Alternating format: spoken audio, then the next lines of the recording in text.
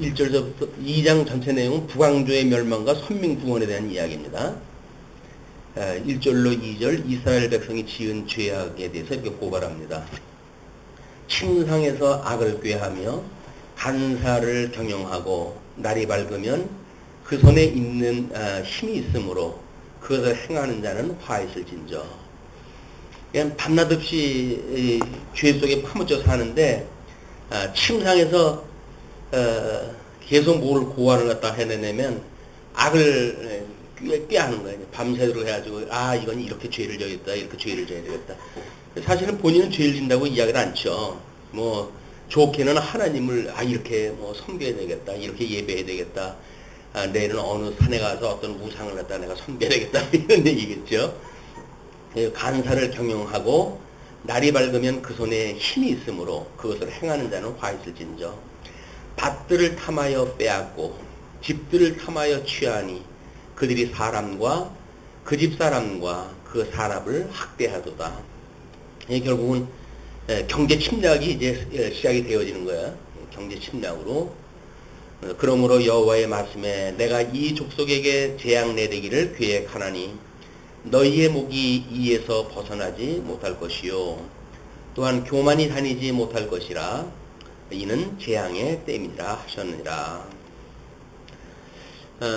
어떤 그 경제학자는 2050년이 되면 이미 시작이 되어진 거지만 자본주의가 이제 한계가 왔다는 이야기입니다. 그래서 어떤 생산비 제로의 시대가 이제 오게 되어진데, 그래서 모든 뭐 서비스라든지 이런 것들이 무료로 이렇게 되어지는데, 그걸 공용의 시대라고 이렇게 합니다. 공용, 함께 사용할 수 있는 그런 그 시대가 온다.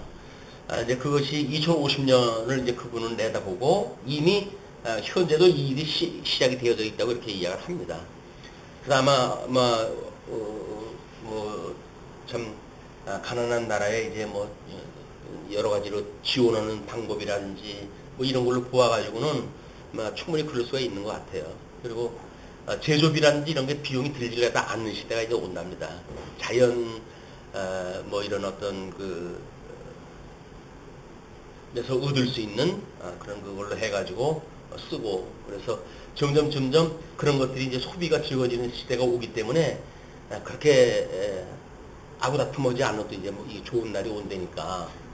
그 이야기는 이미 이제 하나님이 없어도 이제 이게 잘 살아갈 수 있는, 지금 치열한 경쟁에 의해서 정치가 되어지는데 앞으로는 경쟁력도 없이, 경쟁의 그런 어떤 그 소모전이 없이 먹고 살 수 있는 평안한 때가 온다는 거예요.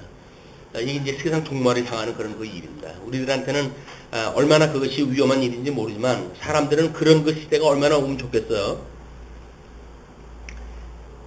그러므로 여호와의 말씀에 내가 이 족속에게 재앙 내리기를 계획하나니 너희의 목이 이에서 벗어나지 못할 것이요 또한 교만이 다니지 못할 것이라. 이는 재앙의 때임이라 하셨느니라. 그때의 너희에게 대하여 풍사를 지으며, 그냥 풍문에 의해서 만드는 그 가사로 해서 지으고 슬픈 애가를 불러 이르기를 우리가 온전히 망하게 되었도다. 그가 내 백성의 산업을 옮겨 내게서 떠나게 하시며 우리 밭을 나누어 폐역자에게 주시는도다 하리니. 들리는 소리마다 이제 그런 그 소리가 들린다는 이야기죠.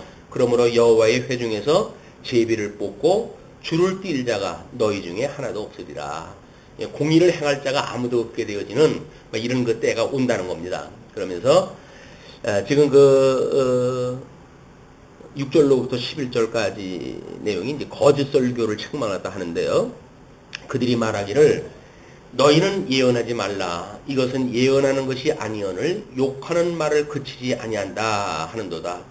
너희 야곱의 족속아 어찌 이르기를 여호와의 신이 평급하시다 하겠느냐. 그의 행위가 이러하시다 하겠느냐. 나의 말이 행위 정직한 자에게 유익되지 아니하냐. 근래에 내 백성이 대적같이 일어나서 전쟁을 피하여 평안히 지나가는 자들의 의복 중 겉옷을 벗기며 내 백성의 부녀들을 너희가 그 즐거운 집에서 쫓아내고 그 어린 자녀에게서 나의 영광을 영영히 빼앗는도다. 경제 침략, 또 심지어 이제 무력적인 이런 것까지 있게 되어지는 상황을 이야기를 합니다. 그러면서 이것이 너희의 쉴 곳이 아니니 일어나 떠날지어다. 이는 그것이 이미 더러워졌습니다. 그런즉 반드시 멸하니 그 멸망이 크리라. 도망가라는 이야기예요. 그런 그 죄악의 무더기로부터 이제 도망을 가라. 근데 요즘 그 인터넷에 뭐 천국과 지옥을 뭐 천몇 번을 왔다 갔다 하고 하는 사람이 미국에서 활동을 하는 그 여자인데 선지자, 자기가 선지자라고. 그러면서 금년 내로 전쟁이 일어난답니다. 뭐 확률이 85%나 뭐 그래가지고. 근데 그게 하도 이제 풍문으로 돌아다니니까 그 이야기를 듣고는 목사님들이 자기네 교회 초청을 갖다 해가지고 이제 듣는 교회가 있고 그러는데 어떤 교회는 성도 몇십 명 오고 목사하고 미국으로 가버렸대요. 이민을 갖다 가버린 거예요. 이제 한국에 전쟁이 오니까. 떠나는 거예요. 이 죄악. 그래서, 야, 참, 뭐, 지내만 살겠다고 이제 간 거죠. 이거는, 하나님께서 어떤 이렇게 섭리하시는 공간적 개념을 이해 못하고 신앙적, 이런 그 개념을 이해하지 못하게 되면 공간만 피하면 그것이 없어질 거라고 생각이 들지만, 아니, 뭐 여우 피하면 고운 만난다고. 거기 가가지고 살 수가 있을 것 같아요. 무슨 수를 당해가지고 이제 죽을지도 모르죠. 이거는 인간들이 저렇게 눈앞에 거에 그냥 이렇게 취해져 있는 거예요. 그래서 망하는 사람의 특징이 다른 사람이 객관적으로 보게 되면 다 망할 뿌댕인데 자기는 그 목전에 그것만 피우면 살 수가 있다고 생각이 들어가지고 악수에 악수를 거듭하게 되어지는 겁니다. 참, 뭐, 들려오는 어떤 그 소문에 의할 것 같으면, 참, 하나님께서 저렇게도 해가시는구나. 귀하게 쓰시던 어떤 그런 그 사역자라 할지라도, 하나님께서 저렇게까지 또 해가시는구나, 라는 생각이 들 적에는 정말 섬찟해져요. 하나님 앞에 아무것도 없이 골방에서 사는 것이 이것이 정말 하나님 앞에 받은 축복이라고 믿어지고, 사람이 이 재물을 갖게 되어지면 지키고 싶어 하고, 계획이 이루어진다고 한다면 그걸 성취하고 싶어지기 때문에 어쩔 수가 없어요. 그게 악인지 선인지 구별이 안 되어지기 때문에. 예, 아마 이게 망하는 것이 처음부터 망할 길이라고 하면 왜 가겠어요. 이게 살 길이라고 생각이 되니까 한 발 한 발 디디고 거기까지 간 거거든요. 끝내. 그래가지고 마치 실험실의 개굴처럼 점점 뜨거운 물에 죽어가는 그런 그 안타까운 모습을 보게 되어집니다. 예, 그러면서 그 11절에 사람이 만일 허망히 행하며 거짓말로 이르기를 내가 포도주와 독주에 대하여 내게 예언하리라 할 것 같으면 그 사람이 이 백성의 선지자가 되리로다. 그러면 거짓 선지자가 만연해가지고 백성들 귀에 듣기 좋은 소리나 해주고 이렇게 되어져가지고 일주일 내내 죄 문제 때문에 고민한 사람들 왜 주일날 죄 문제를 이야기해가지고 힘들게 하냐.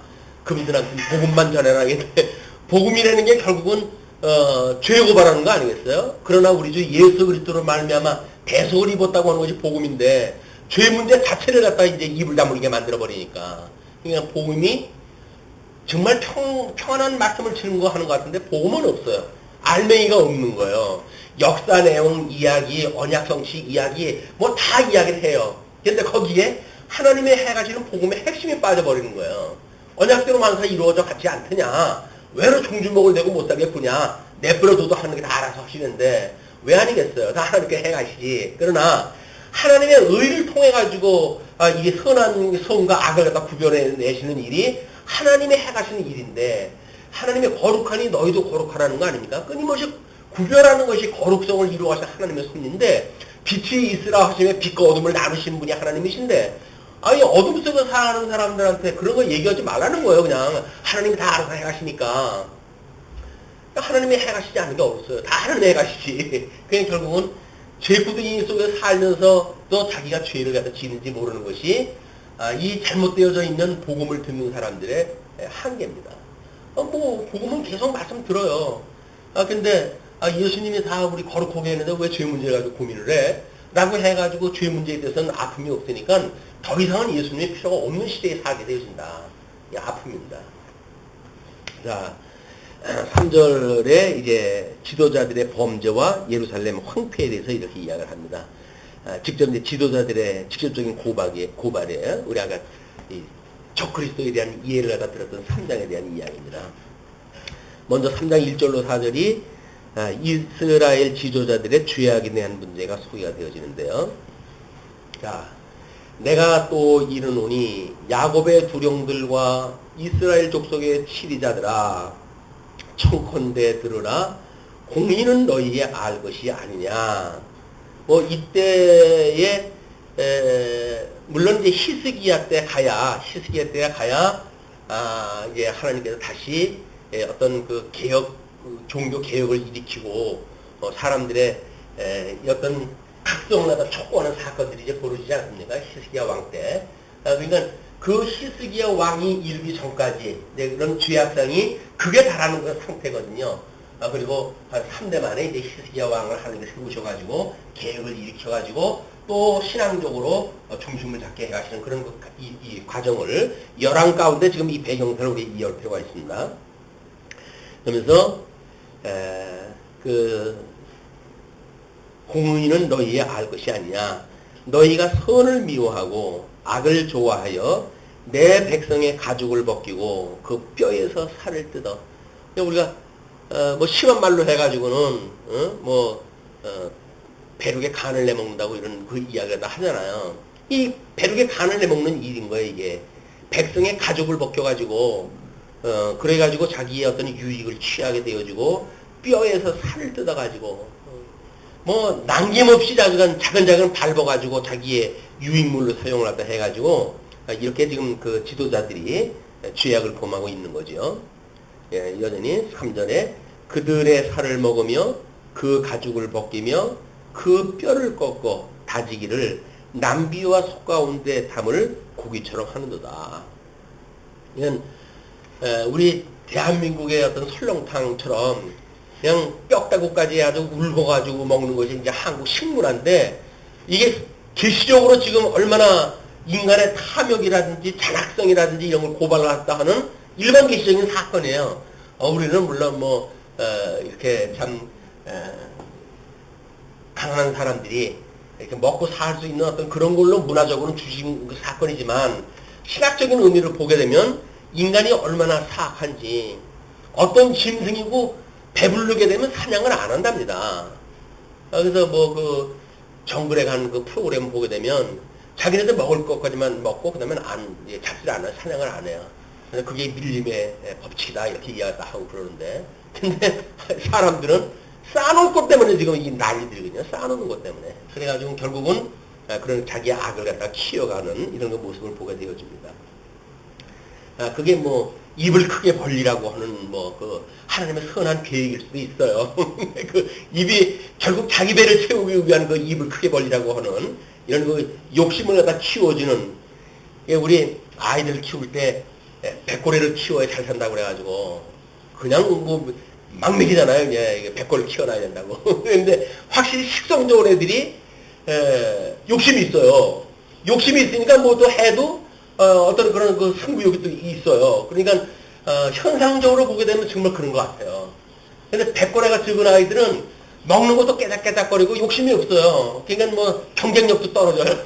이게 어른들이 보아왔던 이제 자기네들의 노하우인 것 같아요. 그래서 할 수만 있으면 백골을 갖다 키워야 된다고 해가지고 욕심을 키워주고 그냥 아이들을 그렇게 키워가는데, 참 하나님께서 우리들의 그런 그 살아가는 모습을 통해 가지고 인간의 진면목을 이제 고발했다 하는 사건들이죠, 그게.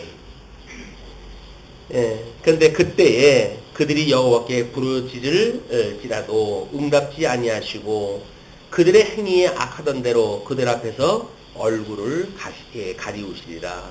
그래서 요한계시록도 그런 그 이야기를 하지만, 행하던 대로 그렇게 해라. 악을 행하던 자는 그냥 악을 그대로 행하고 선을 행하던 자는 선을 행하고, 이게 종말적인 삶이란 말이에요. 오늘 우리가 지금 무엇을 하고 있는가가 내일이 결정되어지고 1년 후가 결정이 되어지는 거지, 오늘은 대충 살면서 내일은 잘 살겠다, 이거 다 거짓말이에요. 그러니까 종말적인 삶이라고 하는 거는 오늘 저녁이라도 주님께서 나를 오라고 하신다고 했을 때 내가 하나님 앞에 가야지 라고 하는 마음을 가지고 살아가는 것이 하나님 앞에서 사는 거 아니에요. 이게 우리가 신행의 원리라고 이야기를 하지 않습니까? 하나님 앞에서 살아가는 삶. 신앙의 원리를 가지고 살아가야 되는데, 지금은 대충 살고, 저녁 때 가가지고 일괄적 회개, 그리고 이제 뭐 1년 동안은 그냥 살다가, 석 달 금음날, 몰아가지고 회개, 아니면 뭐 일주일 그냥 살다가 철기도 때, 우리 일괄적 회개, 이렇게 해서 묶어가지고 하려고 계획을 세우는데, 지금 안 살면 소용이 없어요.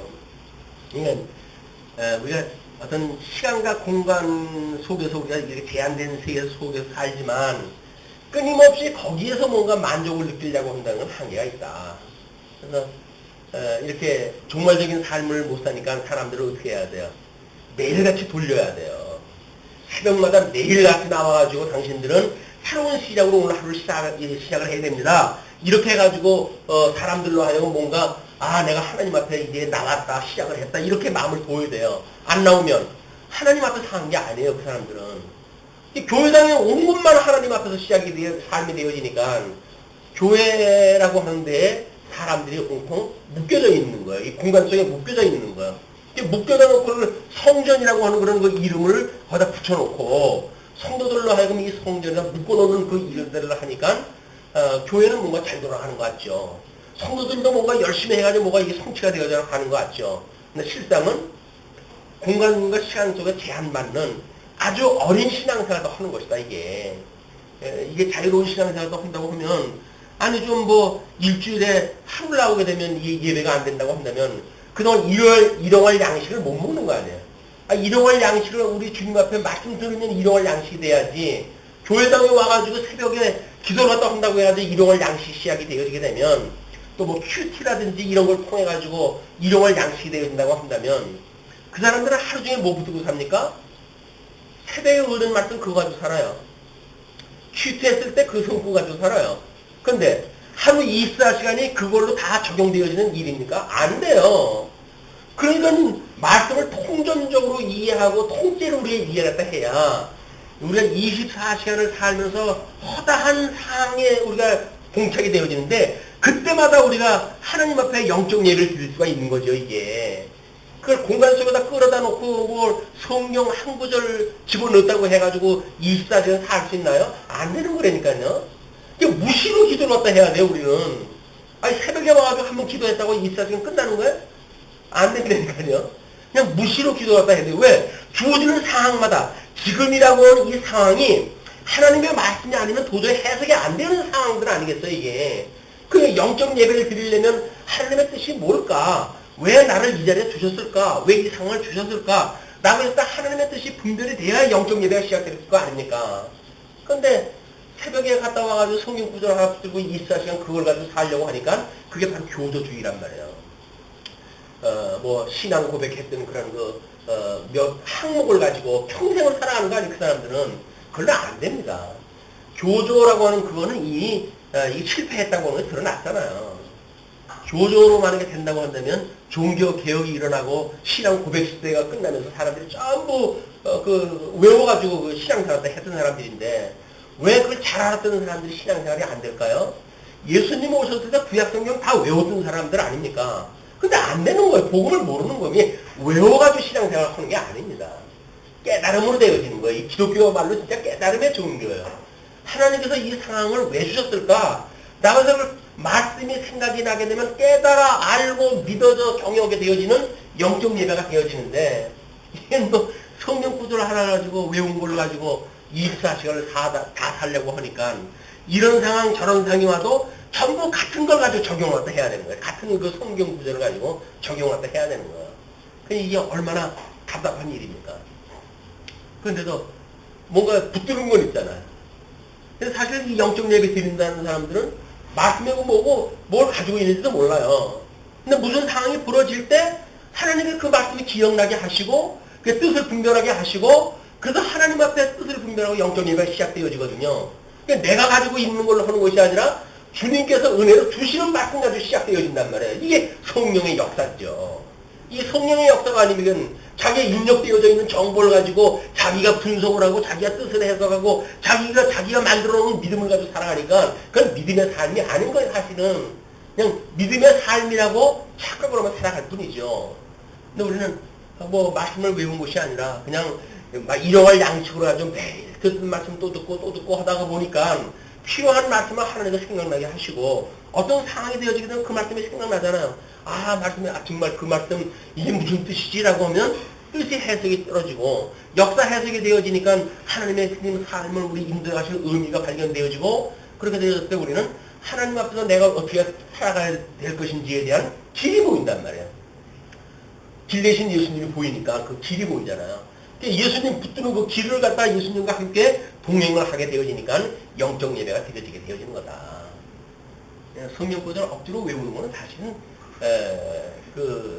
그것이 성경 공부를 하는 어떤 수단으로 외우는 것이 되어져야지 성경 구절을 외우면 자기의 어떤 그런 창고에 들여져 있는 것처럼 그렇게 하는 일은 지혜로운 일이 아니다. 근데 하나님께서 우리들한테 기억나게 하신다고 하는 그 이야기는 이렇게 암기되어져 있는 것이 기억되어 있는 것이 아니라 들었던 복음 66권이 전부 복음 아니에요. 다 하나님 나라와 의를 소개했던 이야기니까 성경 구절 어디에서든지 그 이야기가 있을 수 있어요. 왜? 전체가 전부 어떤 예수 그리스도의 의와 나라라고 하는 걸로 압축되어지는 거 아닙니까? 그러니까 구약성경을 생각이 나도 이 사건에 대한 것이 이해가 되어지고 뭐 시가서에서도 이게 생각이 나고 또는 뭐 우리 선지서에서도 생각이 나고 복음서에도 생각이 나고 우리 사도행전에도 생각이 나고 서신서에 생각나고 요한계시록에 생각나고 얼마나 풍부해요. 먹을 게. 그냥 하나님께 앞에 눈만 감고 기도만 하게 되면 하나님께서 필요한 거 뭐 역사서로 주랴 내가 시간 해가지고 이거 말씀을 주실 텐데 그럼 그 말씀 가지고 뜻을 분별하고 영적 예배가 드릴 수가 있는데 겨우 내 머릿속에 입력되어져 있는 그걸 가지고 하루를 살아가려고 하니 연명이나 되겠어요. 겨우 겨죽 먹듯이 그렇게 먹어가지고 신앙이 할 수밖에 없다. 우리는 정말 풍성한 양식을 먹고 사는 사람입니다. 이게. 근데 이게 맘대로 안 돼요. 어쩔 수가 없어요. 맘대로 안 되는 일이야. 하나님의 은혜로밖에는 안 되는 일이기 때문에 정말 우리가 그 은혜를 받을 만한 때 우리가 은혜를 바르게 구해야 됩니다. 끊임없이 은혜를 구할 일이지 무슨 자기네 방법으로 해가지고 성경을 암송으로 하거나 무슨 또는 큐티를 갖다 하거나 또는 새벽기도를 가가지고 하나님의 말씀을 들었다거나 이런 것들이 얼마나 소꿉장난 같은 일이냐 이런 우리가 볼 필요가 있습니다. 자, 이제 3장의 5절부터 8절까지 거짓 선지자들의 죄악을 이렇게 고발을 합니다.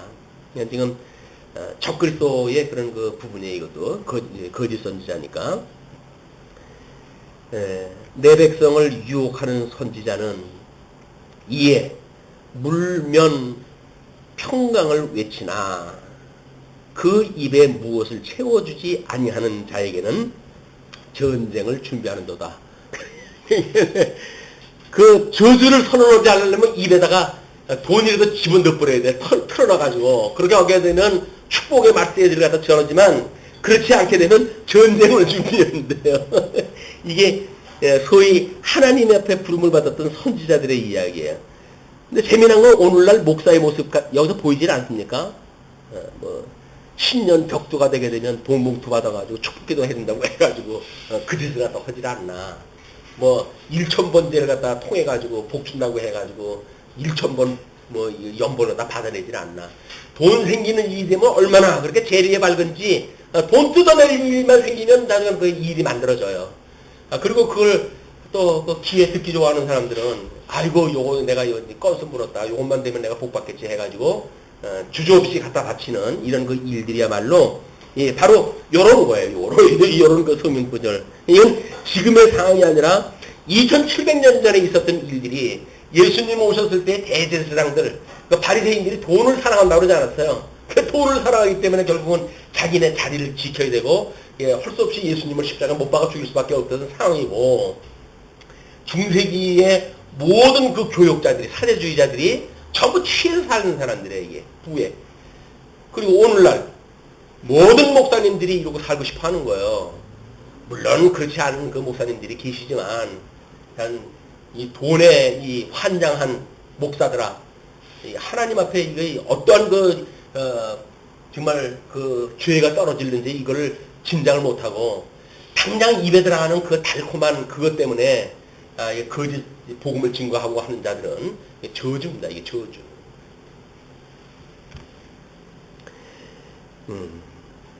이런 선지자에 대하여 여호와께서 가라사대 그러므로 너희가 밤을 만나리니 이상을 보지 못할 것이요 흑암을 만나리니 점치지 못하리라 하셨나니 이 선지자 위에는 해가 져서 낮이 캄캄할 것이니라. 이제 우리 이 낮이나 밤이나 이런 그 이야기는 그냥 일반 계시적인 24시간의 낮밤이죠. 그러나 그게 흑암이라든지 이런 그 개념으로 보게 되면 이미 하나님께서 버려버린 어둠에 버려버린 사망에 버려버린 어둠의 권세에 내어 쫓아버린 이런 상태란 말이에요. 하나님께서 모르겠어요. 이 선지자들은 그래도 빛의 어떤 복음을 증거하던 자들인지 모르지만 이때의 그 복음을 증거하는 선지자들은 하나님께서 다 캄캄하게 할 것이라는 이야기예요. 계시의 말씀을 막아버리겠다는 이야기예요. 그러면 복음을 증거하던 자들이 그 사역을 감당하지 못했을 때 하나님의 그 직임을 이제 수행을 못하게 하셔요. 그럼 그 흑암에 빠지는 거야. 하나님 먹고 마실 시간도 없어요. 예, 우리가 참 하나님의 말씀을 증거하는 그런 교육자들이 어떤 그 명예를 같이 누리려고 하는 그런 그 문제라든지 이런 거는 세상 원리도 맞지는 않습니다. 사회운동을 하는 사람들이 돈을 탐한다는 건 있을 수가 없는 거예요. 사회운동을 한다는 사람들은 헌신 없는 사람들 아닙니까?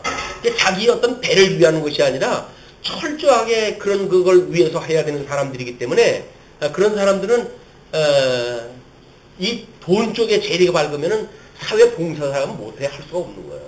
근데 사회운동 합내 해가지고 이리저리 돈 생기는 일에 쓸려다니고 이것이 현재 문제들이에요.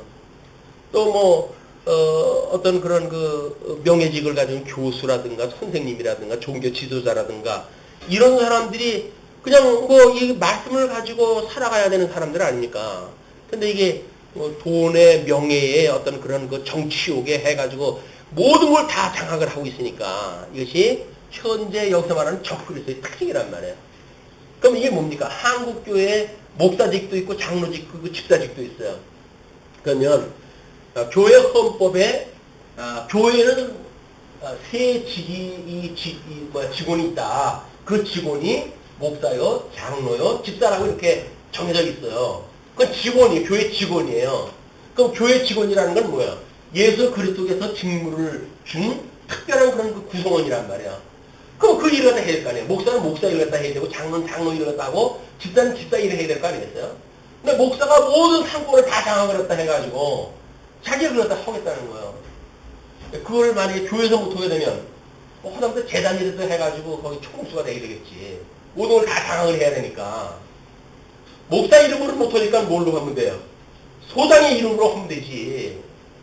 이게 눈 가리고 아웅하는 거란 말이에요. 이게 있을 수가 없는 일이에요. 한 사람이 모든 걸 갖는다는 이야기는 이거는 하나님의 계시의 원칙에 무너지는 일입니다. 이건 그리스도나 어떤 사사나 사도나 특별 계시를 기록했을 때 특별히 주셨던 그런 하나님의 은총이지 일반 어떤 그 은총 시대에 살아가는 사람들에 주어지는 일이 아니에요. 한 사람이 모든 걸 갖는다는 이야기는 이 일반 계시적으로 안 되는 거예요. 왜? 모든 주권을 하나님한테만 있다고 하는 거를 보여주는 것이 일반 계시적인 원리란 말이에요. 그건 나눠가져야지. 이게 다 나눠져 있어야 모든 주권은 주님한테 있는 거로군요. 라고 우리가 신앙 고백되지 않습니까? 근데 그런 고백을 갖다 하지 않고 내가 이것도 갖고 이것도 갖고 이것도 가졌으니까 내가 그리스도야 라고 하면 적그리스도죠. 적그리스도가 멀리 있지는 않습니다.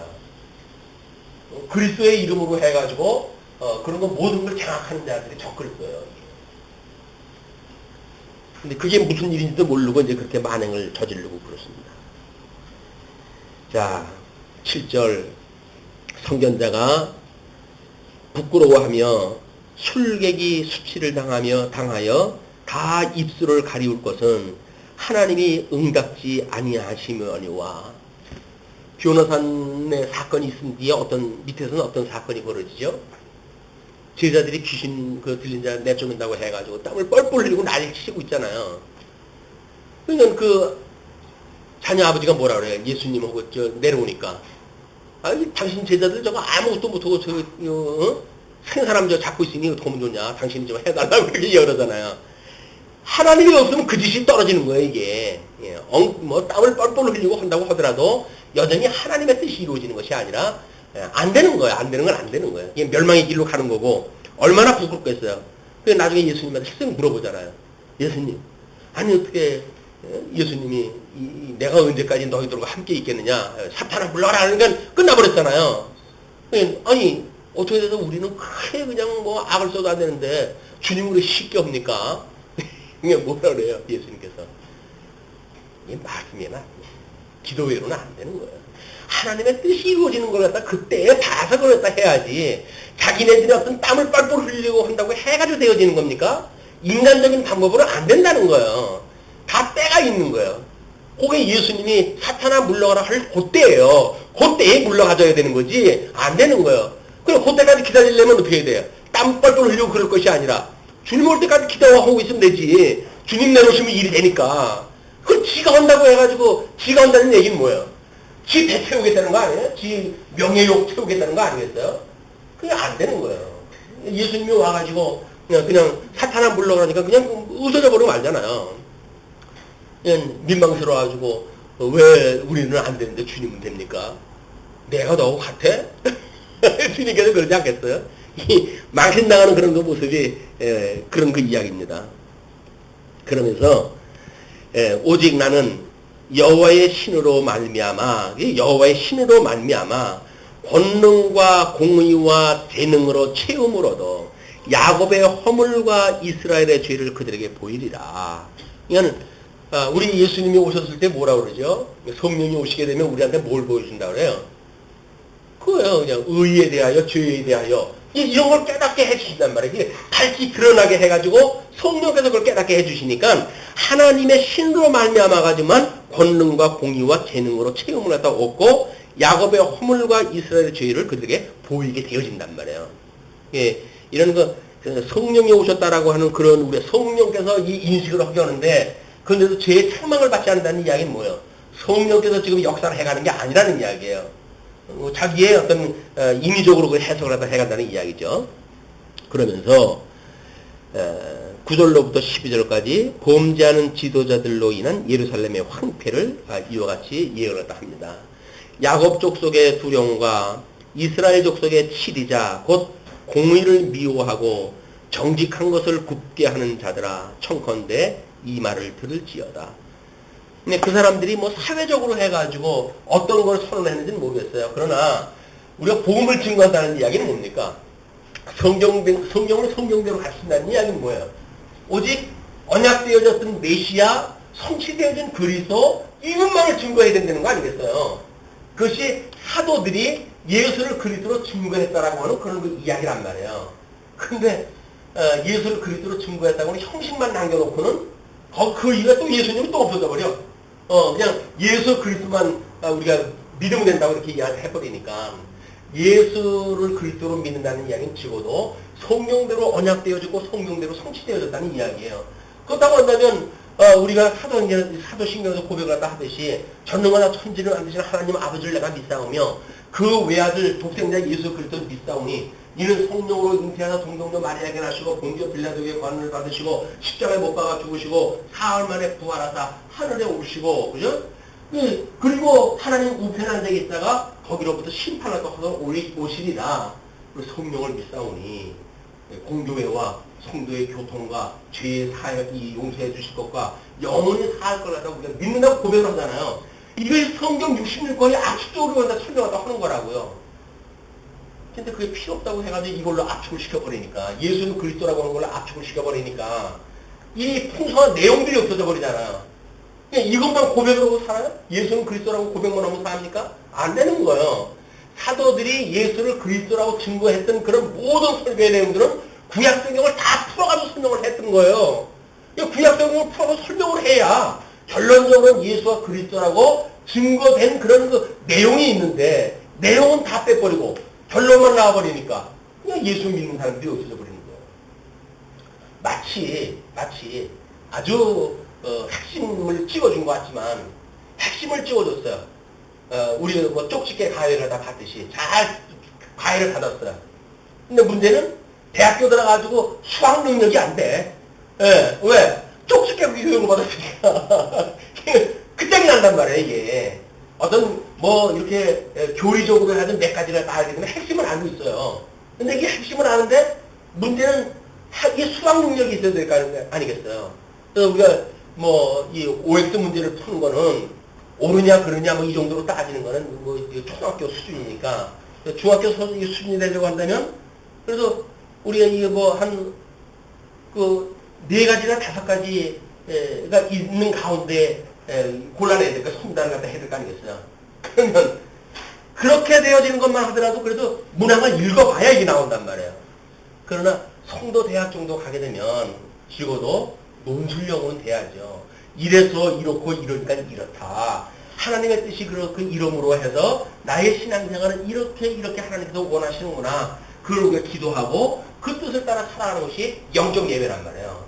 이게 논술로 이해가 할 수 있을 정도가 되면 적어도 하나님의 말씀이 수학 능력이 돼야 되는데 쪽집게 교육까지는 안 되는 거예요, 이게. 그냥 수없는 반복 교육을 통해 가지고 내 것이 되어져야 해석 능력이 되어지고 그래야 비로소 영적 예배가 가능해진다. 자, 그러면서 시온을 피로 예루살렘을 죄악으로 건축하는도다. 뭐 그런 그 사람들이 도시를 갖다 만들고 이렇게 하는 것들이 전부 그 만리장성 그 했을 때 수많은 사람들이 죽었을 거 아니겠어요. 거기서 대를 이어가면서 사람들을 공출해가지고 그 일을 시켜버렸으니까. 물론 그 후대에 그걸로 관광 사업을 갖다 해가지고 뭐 잘 먹고 잘 사는 도구가 됐는지는 모르겠지만 그때 살던 사람들은 그 사람들의 피로 전부 이게 쌓아진 거예요. 이게 피로. 예루살렘의 죄악으로 건축을 하다 하는 거다. 그래서 정말 하나님이 해가시는 일은 예수 그리스도의 피로 되어져야지 인간의 피로 되어지면 안 되는 겁니다. 오직 예수 그리스도의 기초, 그 십자가의 그 보혈의 공로라고 하는 그 피값에 그것이 세워져야지 인간의 피를 갖다 가지고 세워야 하는 모든 것들이 다 결합해요. 그게 인본주의란 말이에요. 세속주의고. 우리 예수 그리스도 오직 이분의 피만이 우리한테 필요하지 인간의 피가 필요하지 않다. 근데 그걸 모르게 되면 힘만 가지고 있으면 그럼 정치적으로 해가지고 사람 피를 갖다가 짜죠. 줄줄이 짜죠. 성도들 그냥 짜가지고 연보 뜯어내죠. 11조 뜯어내죠. 그래가지고 뭘 하겠다고? 복음을 위해서 산다고요? 복음을 위해서 사는 거 얼마 없어요. 전부 집 먹고 살자는 거지. 성도들은 선한 일 한다고 해가지고 돈이 어디다 쓰이는지도 모르고 그냥 눈먼 돈이 돼버리니까 여기저기다 하여튼 전부 집어먹고 이렇게 돼버리고. 이걸 어떻게 해요, 이거는? 그 답이 여기 나올까요? 두령은 뇌물을 인하여 재판하며 그 제사장은 삭슬 위하여 교훈하며 선지자는 돈을 위하여 점치면서 이거 전부 적그리스도 아닙니까, 이게?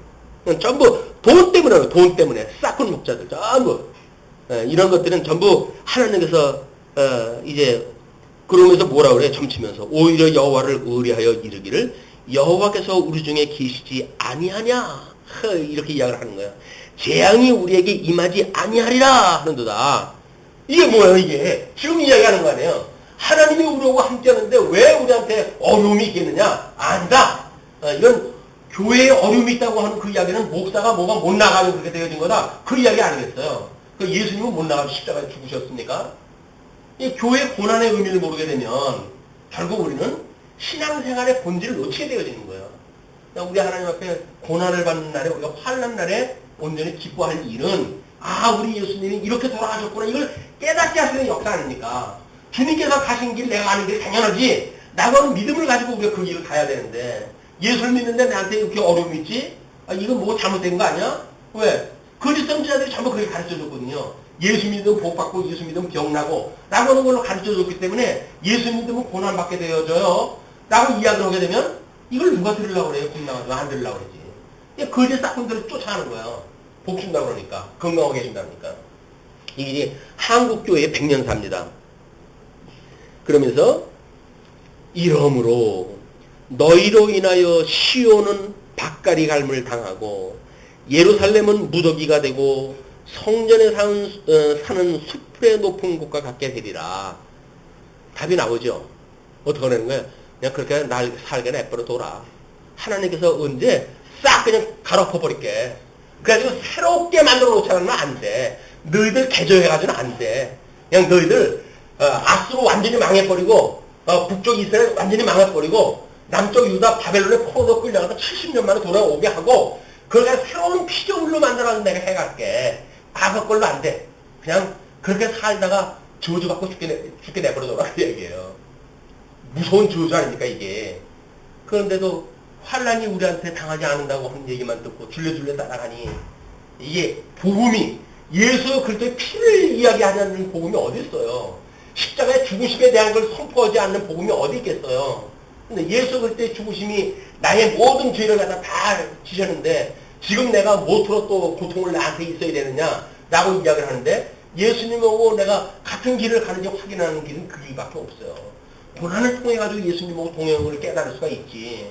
아니 뭐 영적 예배 드릴 필요가 없을 정도로 지금 뭐 세상이 잘 돌아가는데 끝나고 나면 그 사람은 버려진 자야. 버려진 자. 이런 가운데 우리가 하나님 앞에 더욱 영적 예배를 드리고 살아가야 될 이 시대에 우리를 향하시는 하나님의 뜻이 무엇인가 분별하는 이런 그 기회가 되었으면 좋겠습니다.